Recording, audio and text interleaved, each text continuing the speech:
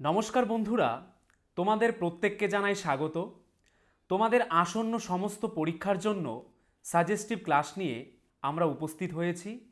তো চলো আজকের ক্লাস শুরু করছি। দেখো, প্রথম প্রশ্ন কি রয়েছে? মহেঞ্জোদারো স্থানটি কে আবিষ্কার করেন? কে মহেঞ্জোদারো স্থানটি আবিষ্কার করেছিলেন? অ্যান্সারটি হয়ে যাবে অপশন ডি, আর.ডি. ব্যানার্জি। তাহলে মহেঞ্জোদারো স্থানটি কে আবিষ্কার করেছিলেন? আর.ডি. ব্যানার্জি, অর্থাৎ রাখালদাস বন্দ্যোপাধ্যায়। 1922 সালে আর.ডি. ব্যানার্জি বা রাখালদাস ব্যানার্জি বা বন্দ্যোপাধ্যায় মহেঞ্জোদারো আবিষ্কার করেছিলেন। এখানে বিরাট স্নানাগার পাওয়া গেছে।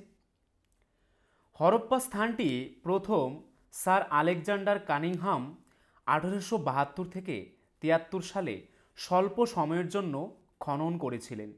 তারপর দেখো, হরপ্পা কে আবিষ্কার করেছিলেন? দয়ারাম সাহানি। এখানে কিসের সন্ধান পাওয়া গেছে? এখানে মৃৎশিল্পের সন্ধান পাওয়া গেছে। কালীবাঙ্গান শহরটি কে আবিষ্কার করেন? আনন্দলাল ঘোষ। এখানে কিসের প্রমাণ পাওয়া গেছে? এখানে ভূমিকম্পের প্রমাণ পাওয়া গেছে। সুতকাজনদের কে আবিষ্কার করেন? আর সিং। এখানে কিসের সন্ধান পাওয়া গেছে? ঘোড়ার হাড় পাওয়া গেছে। লোথাল স্থানটি কে আবিষ্কার করেছেন? আর্লেনস্টাইন। এখানে কিসের সন্ধান পাওয়া গেছে? এখানে বন্দরের সন্ধান পাওয়া গেছে। রংপুর কে আবিষ্কার করেন? J Peter. এখানে চালের সন্ধান পাওয়া গেছে।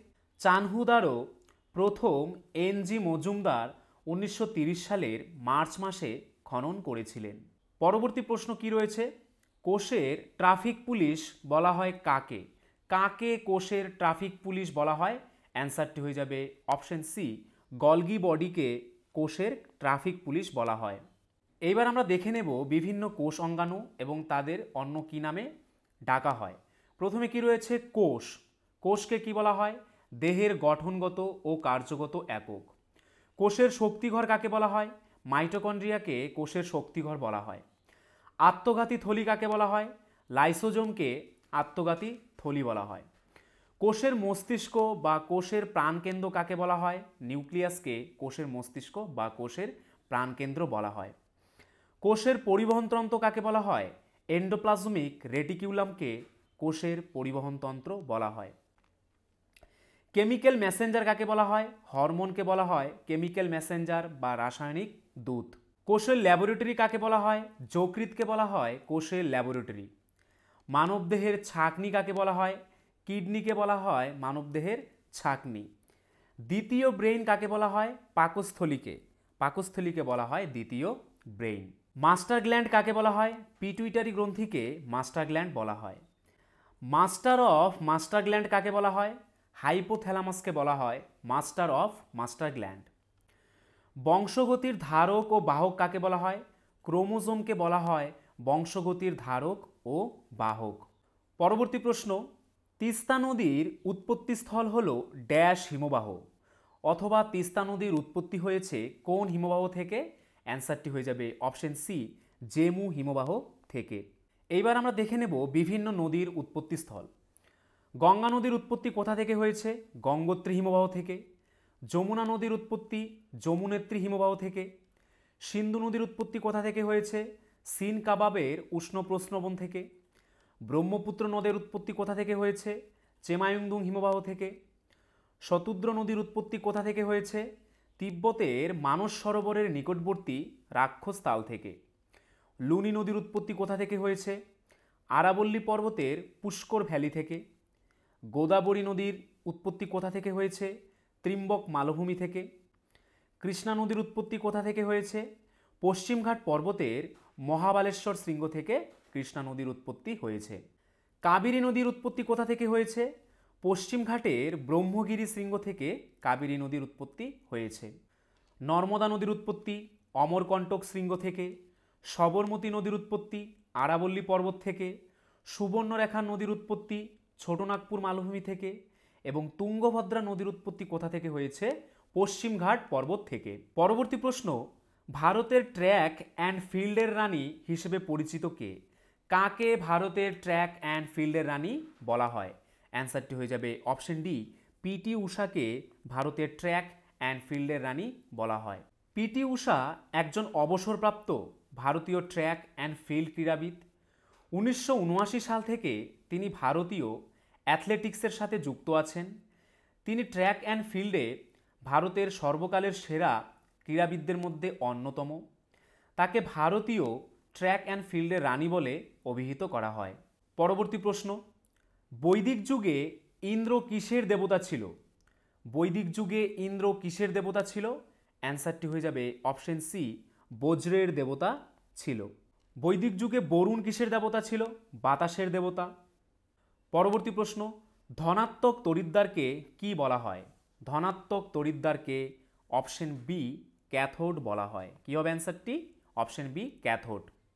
যখন কোনো তড়িৎ কোষ বৈদ্যুতিক শক্তি সরবরাহ করে তখন এর ধনাত্মক প্রান্তটিকে ধনাত্মক তড়িৎদ্বার বা ক্যাথোড এবং ঋণাত্মক প্রান্তটিকে ঋণাত্মক তড়িৎদ্বার বা অ্যানোড বলে।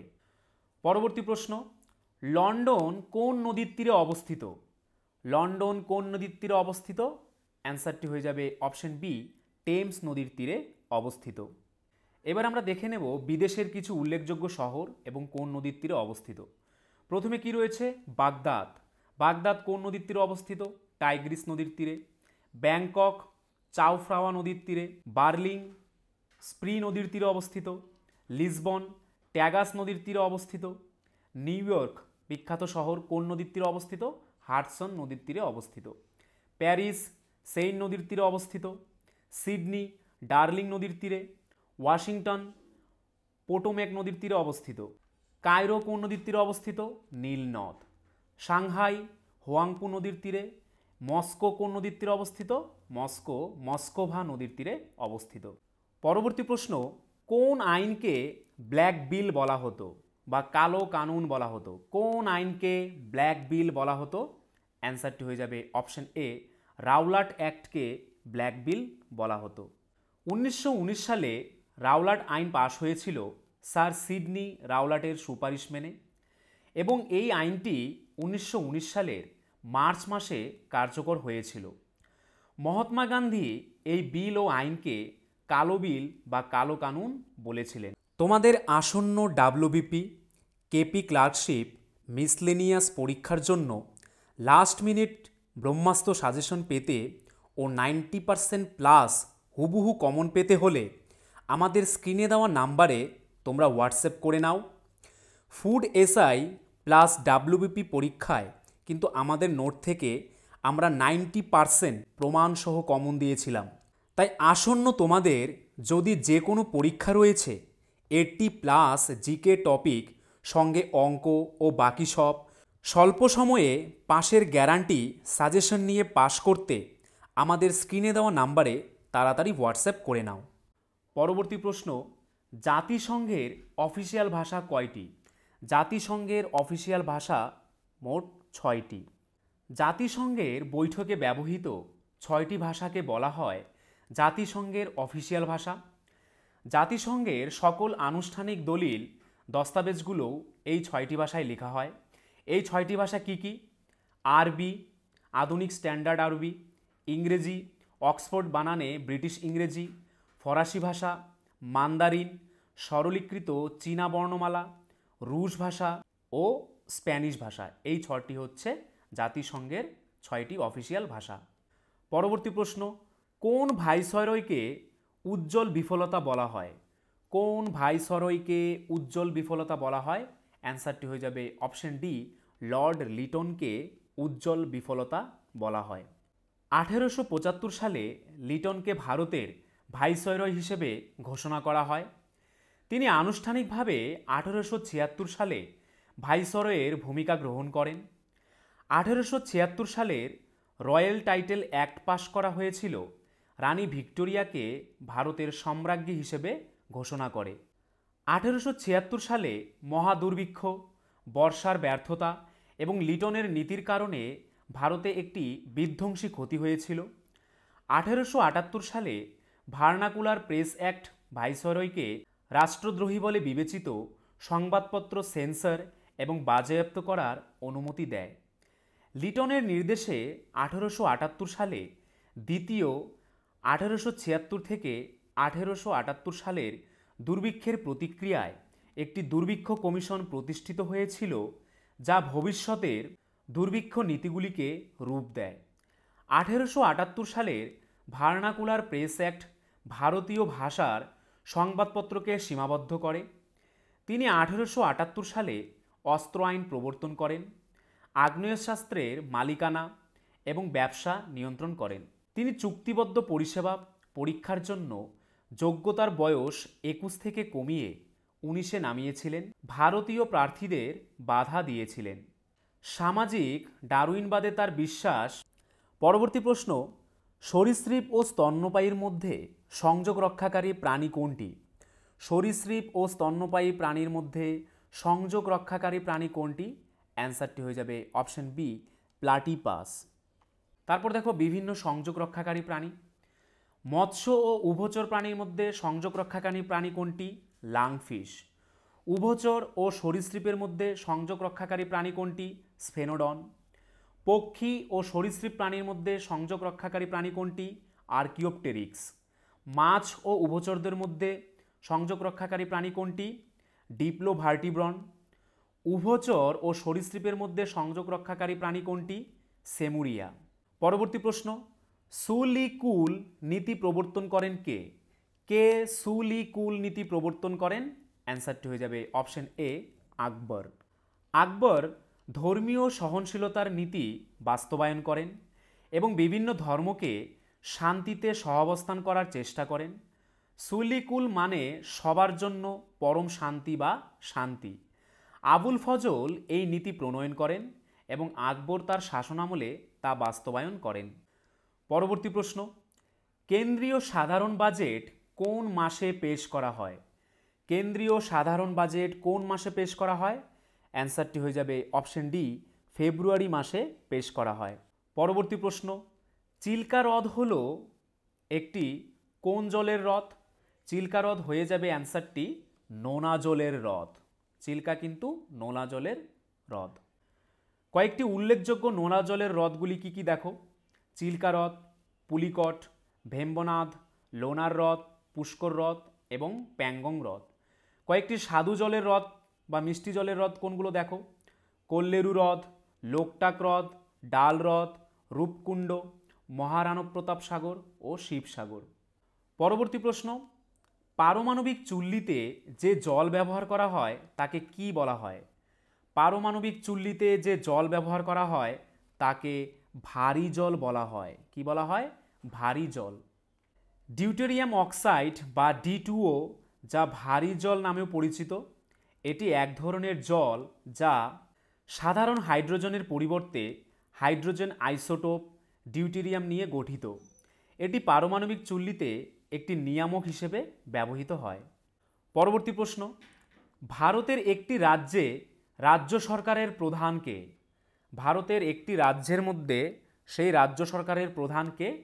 অ্যান্সারটি হয়ে যাবে অপশন এ, মুখ্যমন্ত্রী। মুখ্যমন্ত্রী হল সেই রাজ্যের রাজ্য সরকারের প্রধান। সংবিধানের 164 অনুচ্ছেদ মুখ্যমন্ত্রী এবং অন্যান্য মন্ত্রীদের নিয়োগের ক্ষেত্রে রাজ্যপালের ভূমিকার উপর আলোকপাত করে। মুখ্যমন্ত্রীর দায়িত্ব সংবিধানের 166 অনুচ্ছেদে উল্লেখ করা হয়েছে। মুখ্যমন্ত্রী রাজ্যের কাছে যেমন প্রধানমন্ত্রী কেন্দ্রে। পরবর্তী প্রশ্ন, কল্লোল নাটকটির রচয়িতা কে? কে কল্লোল নাটকটির রচয়িতা? অ্যান্সারটি হয়ে যাবে অপশন বি, উৎপল দত্ত। উৎপল দত্ত হচ্ছে কল্লোল নাটকটির রচয়িতা। তারপর দেখো বিভিন্ন নাটক এবং তাদের রচয়িতা। নীলদর্পণ নাটকটির রচয়িতাকে? দীনবন্ধু মিত্র। শর্মিষ্ঠা নাটকের রচয়িতাকে? মাইকেল মধুসূদন দত্ত। চিত্রাঙ্গদা নাটকটির রচয়িতাকে? রবীন্দ্রনাথ ঠাকুর। নূরজাহান এর রচয়িতাকে? দ্বিজেন্দ্রলাল রায়। পুতুলির বিয়ে কাজী নজরুল ইসলাম। রমা নাটকটির রচয়িতাকে? শরৎচন্দ্র চট্টোপাধ্যায়। পরবর্তী প্রশ্ন, ইন্টারনেটের অপর নাম কি? ইন্টারনেটের অপর নাম হচ্ছে অপশন বি, সাইবার স্পেস। অনেক সময় ইন্টারনেটকে সাইবার স্পেস বা শুধু নেটও বলা হয়। পরবর্তী প্রশ্ন, রান্নার সময় অতিরিক্ত তাপে নিচের কোন ভিটামিন নষ্ট হয়ে যায়? রান্নার সময় অতিরিক্ত তাপের ফলে কোন ভিটামিন নষ্ট হয়ে যায়? অ্যান্সারটি হয়ে যাবে অপশন সি, ভিটামিন সি নষ্ট হয়ে যায়। ভিটামিন সি হলো সেই ভিটামিন যা রান্নার সময় তাপে নষ্ট হয়ে যায়। যখন আমরা ভিটামিন সি ধারণ করে এমন কিছু সিদ্ধ করি তখন এটি রান্নার অন্যান্য পদ্ধতির তুলনায় এর উপাদান কমিয়ে দেয়। উদাহরণস্বরূপ ব্রোকলি, পালং শাক এবং লেটুস রান্না করার সময় তাদের ভিটামিন সি এর মাত্রা 50% বা তার বেশি হারায়। পরবর্তী প্রশ্ন, গুপ্ত যুগের বিখ্যাত মহিলা শাসক কে ছিলেন? গুপ্ত যুগের বিখ্যাত মহিলা শাসক কে ছিলেন? অ্যান্সারটি হয়ে যাবে অপশন ডি, প্রভাবতী গুপ্ত। স্কন্দগুপ্ত ছিলেন গুপ্ত রাজবংশের শেষ শাসক। স্কন্দগুপ্তও বিক্রমাদিত্য উপাধি গ্রহণ করেছিলেন। চন্দ্রগুপ্ত ছিলেন গুপ্ত রাজবংশের প্রথম গুপ্ত শাসক। তিনি মহারাজাধিরাজ উপাধি গ্রহণ করেছিলেন। পরবর্তী প্রশ্ন, মানুষের কাঁধে ত্রিভুজাকার পেশিটির নাম কি? মানুষের কাঁধে যে ত্রিভুজাকার পেশিটি রয়েছে তার নাম কি? অ্যান্সারটি হয়ে যাবে অপশন বি, ডেলটয়েড। কী হবে অ্যান্সারটি? ডেলটয়েড। মানুষের কাঁধে অবস্থিত ত্রিভুজাকার পেশি হল ডেলটয়েড। এই পেশিটি কাঁধের সামনের দিকে ক্লেভিকল পর্যন্ত এবং পেছনের দিকে স্কেপুলা পর্যন্ত বিস্তৃত। পরবর্তী প্রশ্ন, ভারতীয় সংবিধানে কয়টি ভাষা আছে? ভারতীয় সংবিধানে কয়টি ভাষা আছে? অ্যান্সারটি হয়ে যাবে অপশন ডি, 22টি ভাষা আছে। প্রাথমিকভাবে আমাদের সংবিধানের 8ম অনুসূচিটিতে 14টি ভাষা ছিল। 21তম সাংবিধানিক সংশোধনী আইন 1966 একটি ভাষা সিন্ধিকে যুক্ত করে। 71তম সাংবিধানিক সংশোধনী আইন 1992 যুক্ত করেছে আরও 3টি ভাষা। কি কি? কোঙ্কনি, মণিপুরি এবং নেপালি। 92তম সংশোধনী আইন 2003 অষ্টম তফসিলে বোডো, ডোগরি, মৈথিলি, সাঁওতালি ভাষাকে যুক্ত করে মোট 22টি ভাষা রয়েছে ভারতীয় সংবিধানে।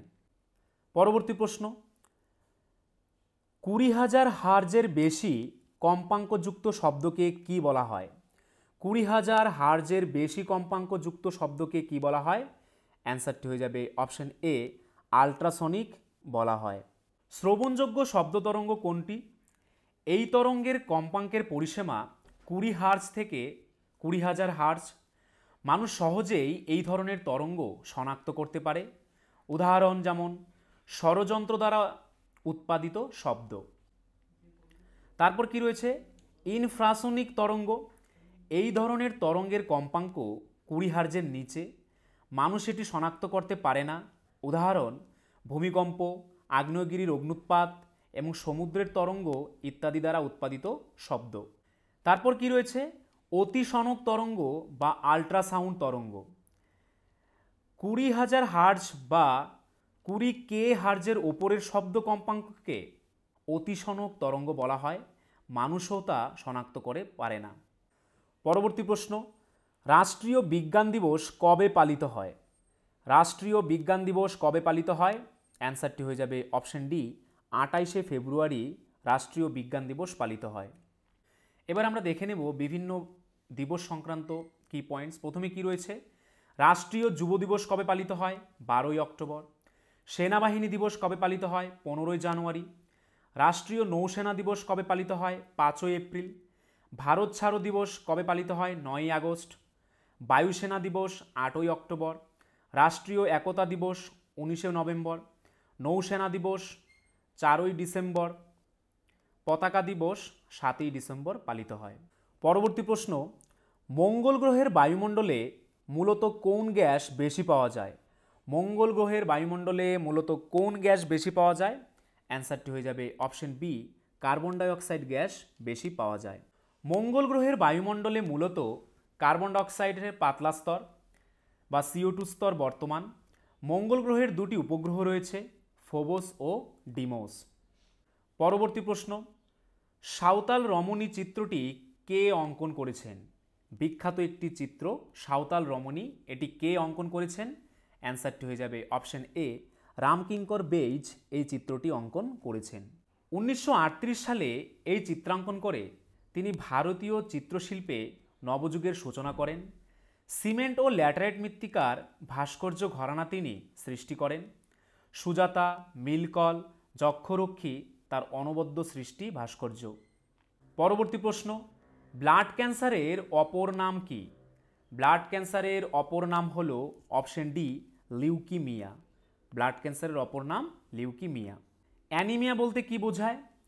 অ্যানিমিয়া হলো একটি রক্তের ব্যাধি যাতে রক্তের অক্সিজেন বহন করার ক্ষমতা কমে যায়। এটি লোহিত রক্তকণিকার স্বাভাবিক সংখ্যার চেয়ে কম। অক্সিজেন পরিবহনের জন্য উপলব্ধ হিমোগ্লোবিনের পরিমাণ হ্রাস বা হিমোগ্লোবিনের অস্বাভাবিকতার কারণে হতে পারে, যা এর কার্যকারিতা ব্যাহত করে। পরবর্তী প্রশ্ন, ভারতরত্ন পদকটি ড্যাশের পাতার মতো ডিজাইন করা হয়েছে। ভারতরত্ন পুরস্কারটি কোন গাছের পাতার মতো ডিজাইন করা হয়েছে? অ্যান্সারটি হয়ে যাবে অপশন বি পিপল গাছের পাতার মতো ডিজাইন করা হয়েছে। প্রাপকরা রাষ্ট্রপতি কর্তৃক স্বাক্ষরিত সনদ নামে একটি শংসাপত্র এবং ৩৫ মিমি বৃত্তাকার ব্যাসসহ সোনার তৈরি একটি পিপল পাতার আকৃতির মেডেলিয়ন পান, যার মাঝখানে একটি বিস্ফোরিত সূর্যের প্যাটার্ন রয়েছে। এছাড়াও দেবনাগরী লিপিতে লেখা সূর্য নকশার নিচে ভারতরত্ন শব্দগুলি রূপার কাত হয়ে খোদাই করা আছে। এটি একটি পুরনো নকশা ছিল। নতুন ডিজাইনটিও সোনার তৈরি পিপল পাতার প্রায় 59 মিমি দৈর্ঘ্য, 49 মিমি প্রস্থ এবং 3.9 মিমি পুরুত্ব। পরবর্তী প্রশ্ন, বায়ুমণ্ডলে অনুপস্থিত একটি নোবেল গ্যাস হলো? বায়ুমণ্ডলে অনুপস্থিত একটি নোবেল গ্যাস হলো option D radon gas. Radon gas বায়ুমণ্ডলে অনুপস্থিত। রেডন হলো তেজস্ক্রিয় মৌল যা বায়ুমণ্ডলে পাওয়া যায় না। এটি বিভিন্ন পাথর যেমন ইউরেনিয়াম খনিজেতে পাওয়া যায়, যা রেডিয়ামের তেজস্ক্রিয় বিকিরণের ফলে পাওয়া যায়। হিলিয়াম, নিয়ন, আর্গন, ক্রিপ্টন, জেনন এবং রেডন এই 6টি হচ্ছে নোবেল গ্যাস বা নিষ্ক্রিয় গ্যাস। পরবর্তী প্রশ্ন, ভারতের শীতল মরুভূমি কোনটি? ভারতের শীতলতম মরুভূমি কোনটি? অ্যান্সারটি হয়ে যাবে অপশন ডি লাদাখ মরুভূমি ভারতের শীতলতম মরুভূমি।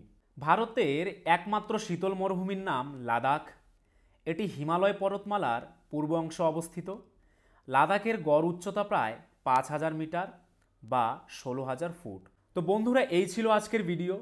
তোমরা যদি আমাদের চ্যানেলে নতুন হয়ে থাকো, আমাদের চ্যানেলটিকে অবশ্যই সাবস্ক্রাইব করে নোটিফিকেশন অল করে রাখবে। তার পাশাপাশি তোমরা যদি আমাদের পুলিশের ব্যাচে অ্যাডমিশন নিতে চাও, তাহলে আমাদের স্ক্রিনে দেওয়া নাম্বারে একবার এক্ষুনি হোয়াটসঅ্যাপ করে নাও। আর আজকের ভিডিওর যদি পিডিএফ পেতে চাও, তাহলে আমাদের টেলিগ্রাম চ্যানেলে জয়েন করে নাও, বেঙ্গলি নলেজ একাডেমি এই চ্যানেলে, যেটি এই ভিডিওর ডেসক্রিপশনে দেওয়া রয়েছে। তোমাদের আসন্ন ডাব্লিউবিপি, কেপি ক্লার্কশিপ, মিসলেনিয়াস পরীক্ষার জন্য লাস্ট মিনিট ব্রহ্মাস্ত্র সাজেশন পেতে ও 90% প্লাস হুবহু কমন পেতে হলে আমাদের স্ক্রিনে দেওয়া নাম্বারে তোমরা হোয়াটসঅ্যাপ করে নাও। ফুড এসআই প্লাস ডাব্লিউবিপি পরীক্ষায় কিন্তু আমাদের নোট থেকে আমরা 90% প্রমাণসহ কমন দিয়েছিলাম। তাই আসন্ন তোমাদের যদি যে কোনো পরীক্ষা রয়েছে, 80+ জিকে টপিক সঙ্গে অঙ্ক ও বাকি সব, স্বল্প সময়ে পাশের গ্যারান্টি সাজেশন নিয়ে পাশ করতে আমাদের স্ক্রিনে দেওয়া নাম্বারে তাড়াতাড়ি হোয়াটসঅ্যাপ করে নাও।